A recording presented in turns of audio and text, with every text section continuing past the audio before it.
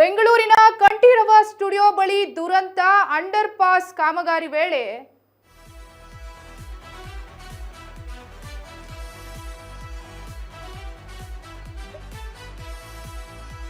ದುರಂತವೊಂದು ನಡೆದಿದೆ. Under pass ಕಾಮಗಾರಿ ವೇಳೆ ಭಾರೀ ಅವಘಡವೊಂದು ನಡೆದಿದೆ. ಗೋಡೆ ಕುಸಿತ, ಸ್ಥಳದಲ್ಲೇ ಓರ್ವ ಕಾರ್ಮಿಕ ಸಾವನ್ನಪ್ಪಿದ್ದಾನೆ. ಹಲವು ಕಾರ್ಮಿಕರಿಗೆ ಗಾಯವಾಗಿದೆ. ಆಸ್ಪತ್ರೆಗೆ ದಾಖಲು. ಡಾಕ್ಟರ್ ರಾಜ್ಕುಮಾರ್ ಪುಣ್ಯಭೂಮಿ ರಸ್ತೆ ಬಳಿ ನಡೆದಂತ ಅವಘಡ. ಅಂಡರ್ ಪಾಸ್ ಕಾಮಗಾರಿ ವೇಳೆ ಅವಘಡವೊಂದು ನಡೆದಿದೆ. ಗೋಡೆ ಕುಸಿದು ಸ್ಥಳದಲ್ಲೇ ಓರ್ವ ಕಾರ್ಮಿಕ ಸಾವನ್ನಪ್ಪಿದ್ದಾನೆ. ಇನ್ನು ಹಲವು ಕಾರ್ಮಿಕರಿಗೆ ಗಾಯವಾಗಿದೆ. ಆಸ್ಪತ್ರೆಗೆ ದಾಖಲನ್ನ ಮಾಡಿದ್ದಾರೆ. ಇವರನ್ನ ಒಬ್ಬ ಕಾರ್ಮಿಕ ಸಾವನ್ನಪ್ಪಿದ್ದಾನೆ ಹಾಗೂ ಹಲವು ಕಾರ್ಮಿಕರಿಗೆ ಗಾಯವಾಗಿದೆ. ಅವರನ್ನ ಆಸ್ಪತ್ರೆಗೆ ದಾಖಲಿಸಲಾಗಿದೆ. ಡಾಕ್ಟರ್ ರಾಜ್ಕುಮಾರ್ ಪುಣ್ಯಭೂಮಿ ರಸ್ತೆಯ ಬಳಿ ನಡೆದಂತ ಅವಘಡ. ಅಂಡರ್ ಪಾಸ್ಗಾಗಿ 20 ಅಡಿ ಆಳದವರೆಗೆ ಮಣ್ಣನ್ನ ಕೊರೆತ ಮಾಡಲಾಗ್ತಿತ್ತು. ಆ ಕೆಲಸದ ವೇಳೆ, ಆ ಕಾಮಗಾರಿಯ ವೇಳೆ ಏಕಾಏಕಿ ಕುಸಿದ ಮಣ್ಣಿನ ತಡೆಗೋಡೆ ಒಬ್ಬರ ಜೀವವನ್ನ ಬಲಿ ಪಡೆದಿದೆ.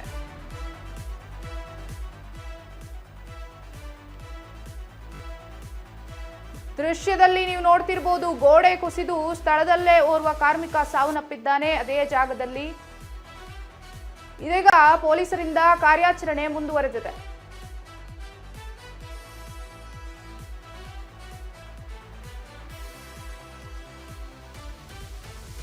ಮಣ್ಣಿನಡಿ ಸಿಲುಕಿದ್ದ 4 ಕಾರ್ಮಿಕರನ್ನ ರಕ್ಷಣೆ ಮಾಡಲಾಗಿದೆ. ಒಬ್ಬರ ಮೃತದೇಹ ತೆಗೆಯಲಾಗಿದೆ. 4ರನ್ನ ರಕ್ಷಣೆ ಮಾಡಿ ಆಸ್ಪತ್ರೆಗೆ ದಾಖಲಿಸಲಾಗಿದೆ. ಅಂಡರ್ ಪಾಸ್ ಕಾಮಗಾರಿ ವೇಳೆ ಭಾರೀ ಅವಘಡವೊಂದು ನಡೆದು ಹೋಗಿದೆ. ಇದಕ್ಕೆ ಯಾರು ಹೊಣೆ? ಕಾರ್ಮಿಕರ ಜೀವಕ್ಕೆ ಬೆಲೆ ಇಲ್ವಾ? ಸಂಬಂಧಪಟ್ಟ ಅಧಿಕಾರಿಗಳು ಏನ್ ಮಾಡ್ತಾ ಇದ್ದೀರಾ?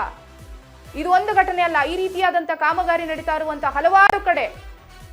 ಹಾಗಾದ್ರೆ ಯಾವುದೇ ರೀತಿಯಾದಂತ ಕ್ರಮವನ್ನ, ಸರಿಯಾದ ಸೇಫ್ಟಿ ಬಳಸದೆ ಕ್ರಮವನ್ನ ತಗೊಳ್ಳದೇನೆ ಕೆಲಸಕ್ಕೆ ಬಿಟ್ಟಿದ್ದೀರಾ?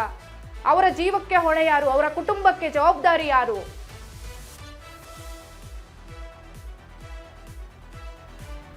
ಹಲವು ಕಾರ್ಮಿಕರಿಗೆ ಗಾಯವಾಗಿದೆ. ಒಬ್ಬರ ಜೀವ ಹೋಗಿದೆ, ಹಲವಾರು ಕಾರ್ಮಿಕರಿಗೆ ಗಾಯವಾಗಿದೆ. ಅಲ್ಲಿ ಕೆಲಸ ಆರಂಭವಾಗುವ ಮೊದಲೇ ಯಾವುದೇ ರೀತಿಯಾದಂತಹ ಪ್ರಿಕಾಷನ್ ತಗೊಂಡಿರ್ಲಿಲ್ವಾ? ಕಾರ್ಮಿಕರ ಜೀವಕ್ಕೆ ಬೆಲೆ ಇಲ್ವಾ? ಹಾಗಿದ್ರೆ ಕಾರ್ಮಿಕರು ಪಾಪ ಹೊಟ್ಟೆಪಾಡಿಗೆ ಅಂತ ಕೆಲಸವನ್ನ ಮಾಡ್ತಿರ್ತಾರೆ. ಅವರನ್ನ ನಂಬಿ ಅವರ ಕುಟುಂಬ ಇರುತ್ತೆ. ಇದಕ್ಕೆ ಹೊಣೆ ಯಾರು? ಹಾಗಿದ್ರೆ ಸಂಬಂಧಪಟ್ಟ ಅಧಿಕಾರಿಗಳು ಇದ್ರ ಬಗ್ಗೆ ಆನ್ಸರ್ ಮಾಡ್ಬೇಕು, ಇದಕ್ಕೆ ಉತ್ತರ ಹೇಳಬೇಕು. ಅವರ ಜೀವನಕ್ಕೆ ನೀವೇ ಬೆಲೆ ತರಬೇಕು. ಇವಾಗ ಕಂಠೀರವ ಸ್ಟುಡಿಯೋ ಬಳಿ ಈ ಘಟನೆ ನಡೆದಿರುವಂತದ್ದು. ಗೋಡೆ ಕುಸಿದು ಸಾವನ್ನಪ್ಪಿದ್ದಾರೆ. ಇನ್ನು ಹಲವಾರು ಕಾರ್ಮಿಕರಿಗೆ ಗಂಭೀರವಾದ ಗಾಯಗಳಾಗಿವೆ. ಅವರನ್ನ ಆಸ್ಪತ್ರೆಗೆ ದಾಖಲಿಸಲಾಗಿದೆ.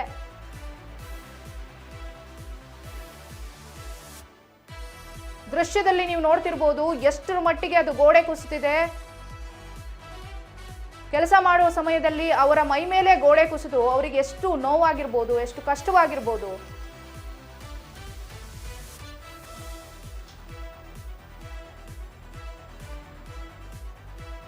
ಅಂಡರ್ ಪಾಸ್ಗಾಗಿ 20 ಅಡಿ ಆಳದವರೆಗೆ ಮಣ್ಣನ್ನ ಕೊರೆಸಲಾಗ್ತಿತ್ತಂತೆ. ಆ ಸಮಯದಲ್ಲಿ ಮಣ್ಣು ಅವರ ಮೇಲೆ ಕುಸಿದು ಬಿದ್ದಿದೆ. ಹಲವಾರು ಕಾರ್ಮಿಕರಿಗೆ ಗಾಯ ಆಗಿದೆ. ಒಬ್ಬರು ಸಾವನ್ನಪ್ಪಿದ್ದಾರೆ. ಈಗ ಕಾರ್ಯಾಚರಣೆ ಮುಂದುವರಿತಾ ಇದೆ. ಅವರು ಜೀವನೇ ಹೋದ್ಮೇಲೆ ನೀವು ಕಾರ್ಯಾಚರಣೆ ಮಾಡಿ ಏನ್ ಪ್ರಯೋಜನ? 20 ಅಡಿ ಆಳದಲ್ಲಿ ಮಣ್ಣನ್ನ ಕೊರೆಯಲಾಗ್ತಿತ್ತು. ಅಂತಹ ಸಮಯದಲ್ಲಿ ಮಣ್ಣು ಕುಸಿದು ಒಬ್ಬನ ಜೀವ ಹೋಗಿದೆ, ಒಬ್ಬ ಕಾರ್ಮಿಕರ ಜೀವ ಹೋಗಿದೆ. ಇನ್ನಷ್ಟು ಹಲವಾರು ಕಾರ್ಮಿಕರಿಗೆ ಗಂಭೀರ ಗಾಯವಾಗಿದೆ.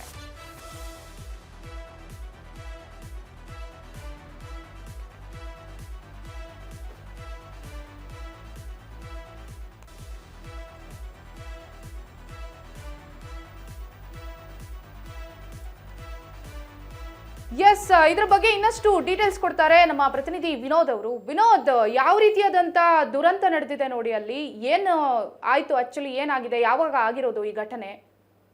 ರಾಶಿಕಾ, ಈ ಒಂದು ಏನು ಇಲ್ಲಿ ಅಂಡರ್ ಬ್ರಿಡ್ಜ್ ಅನ್ನು ಮಾಡ್ತಾ ಇರ್ತಾರೆ BDA ವತಿಯಿಂದ, ಅಂದ್ರೆ BDA ಅವರು ಈ ಒಂದು ಪ್ರಾಜೆಕ್ಟ್ ತೆಗೆದುಕೊಂಡು ರಾಜ್ಕುಮಾರ್ ಸಮಾಧಿ ಹತ್ರ ಒಂದು ಅಂಡರ್ ಬ್ರಿಡ್ಜ್ ಮಾಡ್ತಾ ಇತ್ತು. ಆ ಒಂದು ಸಂದರ್ಭದಲ್ಲಿ ಈಗಾಗಲೇ ಕಳೆದ ಒಂದು 2-3 ದಿನಗಳ ನಿರಂತರವಾಗಿ ಮಳೆ ಬರುತ್ತೆ. ಆ ಒಂದು ಕಾರಣಕ್ಕೆ ಆ ಮಳೆಯಿಂದ ಆ ಮಣ್ಣು ಸ್ವೆಟ್ ಆಗಿ ತುಂಬಾ ಅಂದ್ರೆ ಸ್ವಲ್ಪ ಜಾಸ್ತಿ ಇದಾಗಿರುವ ಕಾರಣದಿಂದ ಆ ಮಣ್ಣು ಏಕಾಏಕಿ ಕುಸಿದು ಇವತ್ತು ಬೆಳಗ್ಗೆ 11:30 ಸುಮಾರಿಗೆ ಈ ಒಂದು ಘಟನೆ ನಡೆದು, ಈ ಒಂದು ಘಟನೆಯಲ್ಲಿ ಅಂದ್ರೆ ಮಣ್ಣಿನಡಿಯಲ್ಲಿ ಸುಮಾರು 5 ಜನ ಸಿಲುಕಿರ್ತಾರೆ. ಅಂದ್ರೆ 3 ಜನ ಬೇಗ ಓಡಿ ಹೋಗಿ ಒಂದು ಸೇಫ್ ಆಗ್ತಾರೆ. ಇನ್ನು ಉಳಿದಿರ್ತಕ್ಕಂಥ ಒಂದು ಮಹಿಳೆ ಮತ್ತು ಒಬ್ಬ ಪುರುಷ ಆ ಒಂದು ಮಣ್ಣಿನಡಿಯಲ್ಲಿ ಸಿಲುಕಿರ್ತಾರೆ. ಆ ಒಂದು ಮಣ್ಣಿನಡಿಯಲ್ಲಿ ಸಿಲುಕಿರ್ತಕ್ಕಂಥ ಒಬ್ಬ ಪುರುಷನ ಬಾಡಿಯನ್ನು ಈಗಾಗಲೇ ಒಂದು ಇಲ್ಲಿರ್ತಕ್ಕಂಥ ಅಗ್ನಿಶಾಮಕ ದಳದವರು ಮತ್ತೆ ಪೊಲೀಸರು ಹೊರ ತೆಗೆದಿದ್ದಾರೆ.